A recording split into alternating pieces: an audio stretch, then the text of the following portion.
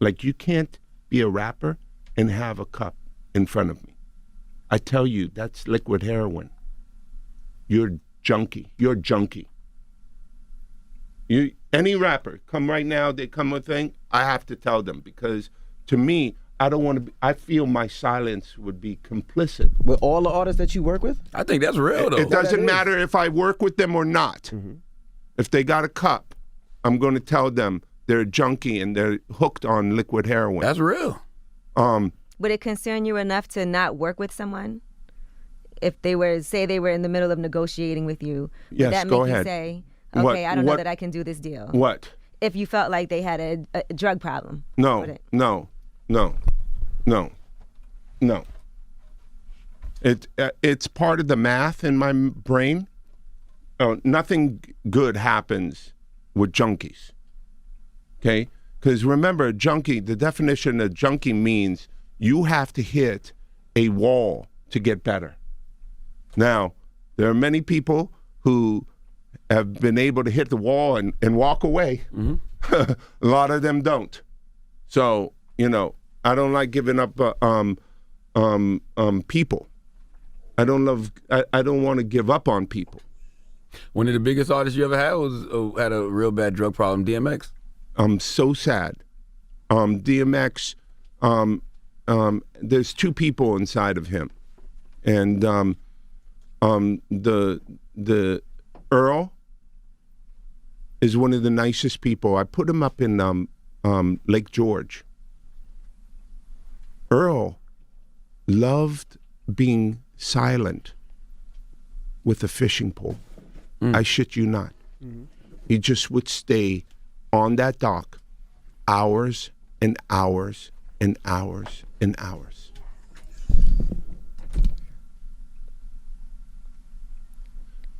Yeah, very, very sad. I think the opiate problem, the syrup problem, is the biggest problem that I've ever seen and I've ever faced and been a part of, and I can't fuck with it. The crack thing was devastating, but at least the rappers were bringing a spotlight to you becoming a fiend. Okay? And I thought that spotlight, head crack, helped, even though it was harsh and really really rough, particularly on women. But I think it helped change the course of the crack epidemic. I don't know what's this opioid thing, man. Well, being a So crackhead that said, wasn't cool back then. Being a crackhead wasn't cool. Now they seem like they're making it cool to be drinking lean and syrup and it's the most Having dangerous. It's the perks most and dangerous mollies thing that's facing our society. Are you So why sign an artist that would promote that? Because I already answered that question. You weren't paying attention. She asked me talent or issues, and I said talent. But I have to. I can't give up on people. But I'm saying that's hypocritical, though. You're saying the it's opioid problem's a problem. opportunistic. Yeah. I got people to feed. I got a business to run. You're gonna make Dame Dash take this clip and call you a culture vulture. Who's Dame Dash? You brought him up. I don't even know him. So you bring his name up. I don't even know him. So Y'all made a lot of money together. made a lot of Come money. on, Lyor. Don't do that to him. I don't know him. I really don't. So, I don't know what to tell you. I won't be complicit, but I will, if a guy's super talented, I'm hopeful. I believe that with my help, my efforts, I could help.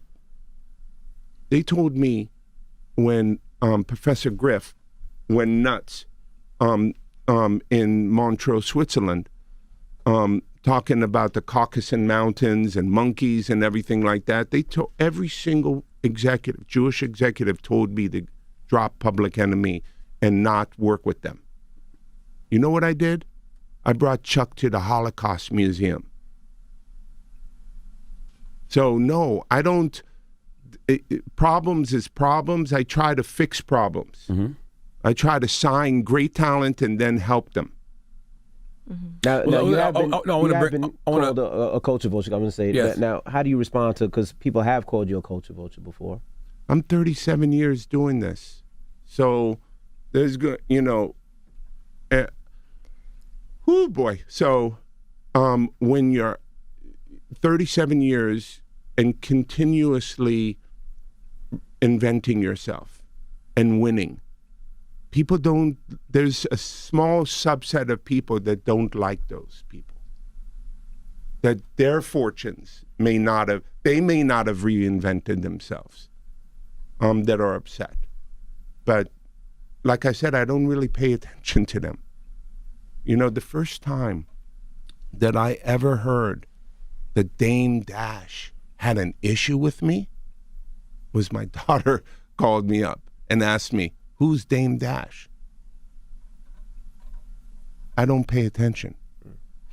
People feel like you broke up Rocafella. That's what they say. You got in Jay's ear and told him get away from Dame. I think you got to talk to Jay and Dame and Biggs, Tata, I don't know what to say to that. So I always have an expression. You say we're friends. Mm-hmm. And I said, man, you gave a shitty interview. And you said, man, I thought we were friends. We're not friends any longer. You know what I say? We were never friends in the first place. If we can't survive that. 100%. So if their partnership couldn't survive, then what's, how could, if it was me or anybody else? No outside influence should be able to Right. break that up. Come on. Yeah.